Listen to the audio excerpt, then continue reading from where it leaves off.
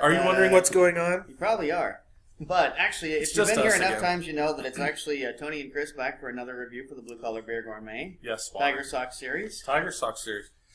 All my glory years are over. This is a shirt from 2011. I have to really dig deep to. Well, you know, my shirt is actually an Ortiz shirt, so you know how long Poppy's been out of the game for a while now. So yeah, a few years, yeah. But you know, again, your team is having a pretty good year, so. But yeah, I haven't been able to buy a new Tigers division or league championship or World Series shirt for quite a while. Quite a while now. So, anyway, hi everybody. How's it going? We're gonna talk beer with you. How's that sound? We are, and today's selection is another. Well, let's see. Did this come from Leland? It did come from Leland. I gotta find out where the Mr. brewery Gone is, V6. Actually, it did. Okay, this is a TigerSox. This is a TigerSox. This Where's is this a review. TigerSox? This is in fact a Hoosier beer. TaxMan Brewing Company is out of Bargersville, Indiana. I'm seeing it right This particular beer that Tony's going to show you in just a second. 5 Untapped friends have given it a 3.45. Just over 5,800 have given it a 3.80. So, and the man who sent this to us scored it a perfect 5. Exactly, he did, and that's Mr. Gone V6. Wow, Chris. If you ever want to check him out on Untapped or Instagram, that is Mr. Gone V6. He's our man in Indiana, our beer Santa who hooks us up. Our beer Santa. And here's what happened. On my individual reviews, I was saying that I decided after Triannuary that maybe I needed to put some more farm ales into the run. Maybe I needed to try a few more Belgian beers, a beer that normally I kind of avoid at all costs. And, you know, my man Chris, he said, "Hey, I heard you," and he sent... he answered the call. He did answer the call very, very, very loudly. And he sent a double, a triple, and a quad Belgian ale from TaxMan Brewing. Every version of a Belgian you can find on this. Exactly. So I decided, and as I normally, I bring the beers that Chris sends me over to Tony's place for a TigerSox review. In this particular instance, I thought,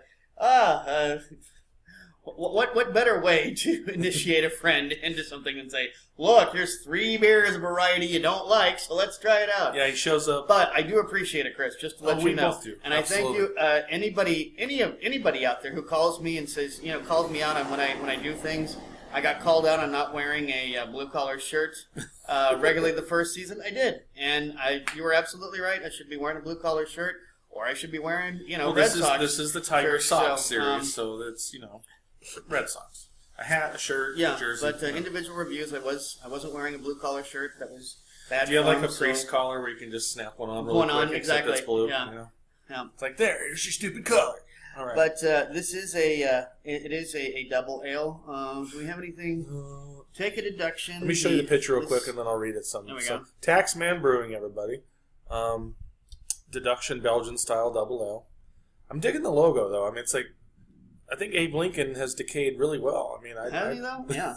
Check out Abe, the man. Stovetop pipe. Yeah. Or either that, or it's Mr. Peanut. Finally, somebody ate away the peanut. Right. Don't eat the peanut. Information: Belgian inspired, alcohol 8.0%. It's kind of high.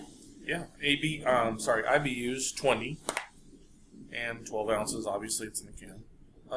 Take a deduction. Our Abbey style Dubbel. This effervescent ale showcases malty sweetness with rich notes of raisin and fig. Okay. All right. Although dark in color, this approachable double features a light and dry body, accented by caramelized candy sugar. That's interesting. Yeah, that's usually my problem with Belgians is that they're a little too yeasty. If this is going to go towards the fruity range, then maybe this will be. I'm holding out hope. I'm keeping an open mind about all 3 of these beers, especially because like I said, I got to get more Belgian into onto my palate. So yeah, it's the one area of badges and Untapped that you're just not. I don't know that. You're not doing well. I think I could probably count on one hand how many badges on Untapped I've earned for the triples and doubles. There you go. Not many. Probably not triple. Probably not double. All right, let's open, shall we? And it's in a can. That's it's in a can. When was the last time you saw a Belgian in a can? Honestly, that's true. Belgians almost never come in cans. And then the other one is a triple in a can. I mean, that's kind of. And the other one is a quad in a can. So, exactly. So, yep. All 3 are in cans, and that is pretty cool for sure. How much on the palate there. I mean, it's a little sweet. It has a sweeter I'm smell smelling to it. kind of Candy-ish. yeah, like almost the smell of sugar rather than say fruit. Like when you open up a natural sugar, like the brown sugar, you open that bag up of it and you get that smell. I'm not real familiar with like actually tasting caramelized candy sugar in its purest rawest form. I mean, like here, hand me some of that caramelized candy sugar. Like, no, C&H doesn't sell it that way. What it reminds me of, okay, my great grandfather used to Cool Glass. used to sweeten his morning coffee with rock candy that was on a stick. Oh, really? And he would dip it into his coffee because he liked his coffee to be just a little sweet, and it was just enough. How cool! It would fall off the the few first. Your few family's cool. Well, anyway, Some of them. Maybe in that respect he was, but anyway, that's kind of what it reminds me of, that rock candy that sometimes people use to sweeten their sugar or their coffee or tea. Look at the bubble sticking. Look at the bubble sticking Very to this thing. I don't know if it shows up or not, but from where we're sitting, look at that. It's like an army of bubbles just clinging. I got to describe that as medium-high carbonation, maybe even high carbonation. Seems a little high, yeah. I'm actually kind of surprised. I didn't think a double would be. The head's kind of resilient, actually. I mean, it's not going down. I mean, there's not a lot of lacing on this, which is kind of surprising considering the high ABV for this particular style.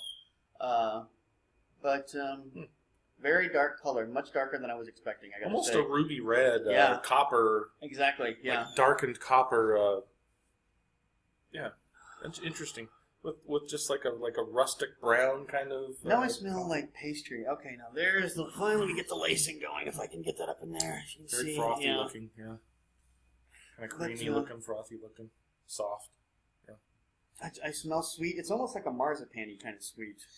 That's a good, like an octave. Mm-hmm. Yeah, like you're getting into the fall beers. Mm-hmm. Yeah.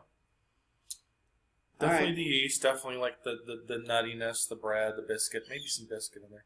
Cheers. Clink. Clink. I like to actually clink. Cheers, everybody.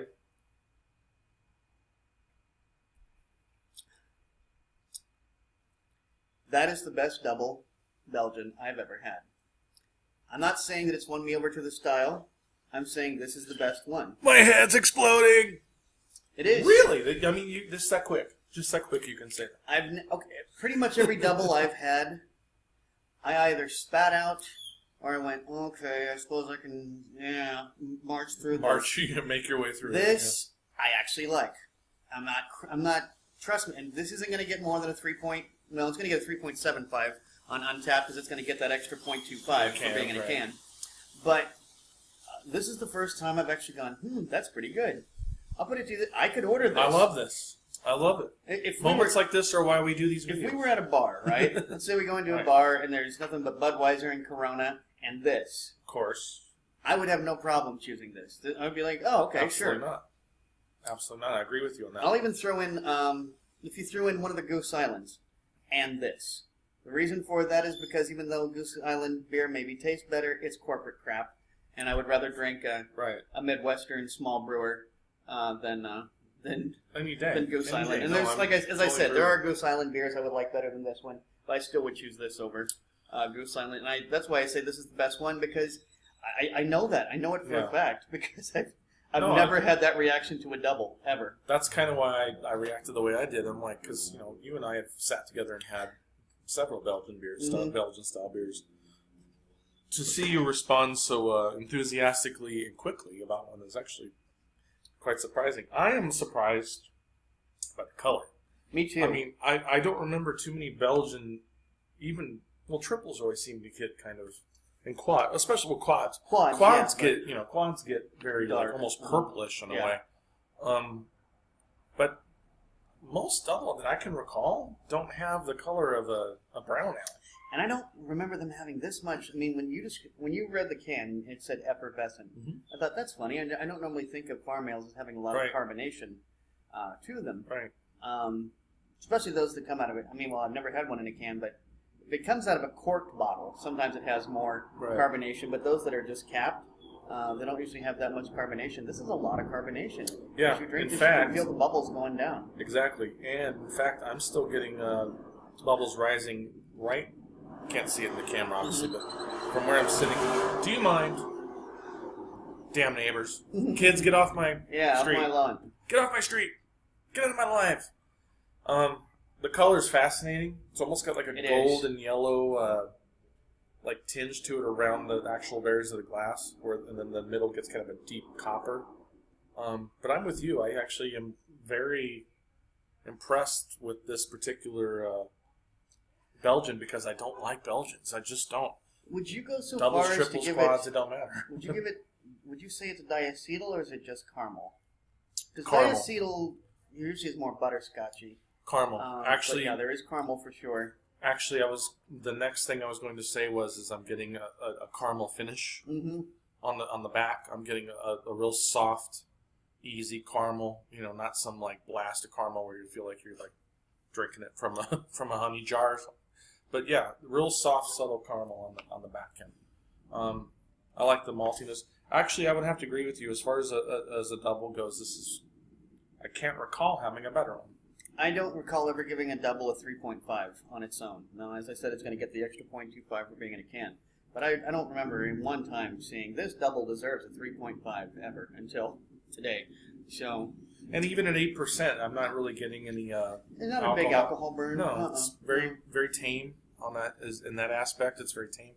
And it still smells very much like a Belgian, though. I mean, you put this to your nose. But at the same time, I swear I'm standing in a field of heather somewhere on a German mountainside. Right. It does feel very natural, and it's like you could be like having a picnic drinking this. You know what I mean? Like exactly. Surrounded by the aromas of various flowers and plants growing around. Yeah, the vegetation of southwest France coming through on your. But at the same time, I love the lack of that yeastiness. Because that's the one thing that just absolutely disgusts me with Belgians is that almost rubber bandish. Exactly. Yeah. Sometimes I feel like a rubber ball has been floating in the beer. In a Belgian, yeah. And that happens. You know what I mean? So, I know exactly what you mean. So that's not here. I'm not getting that at all, and that's actually why I think I dig this beer so much. I almost wonder if Belgian fans would like this. In all sincerity, I don't know that if you're a purist, I don't think you're going to like this beer very much. If Belgian is one of your favorite varieties, however, Belgian is one of Chris's favorite varieties, and he gave it a 5.0. Right, he gave it a 5.0. So Belgian-inspired, American crafted. So okay, if you're a Belgian fan, you might. If you're a Belgian purist, because there's a distinction. If you're one of those Belgian purists, it has to be made in a farmhouse where the dust, from the hay settled into the beer, around. and and the spiders made it on top of the spores that formed on top of the wort. Fine, wonderful, great, swell. If that's your scene, I don't think you're going to like this very Some guy much. with a straw dangling out of his mouth, wearing suspenders. Named Pierre, going, it's not ready. Piss on it. We're in France.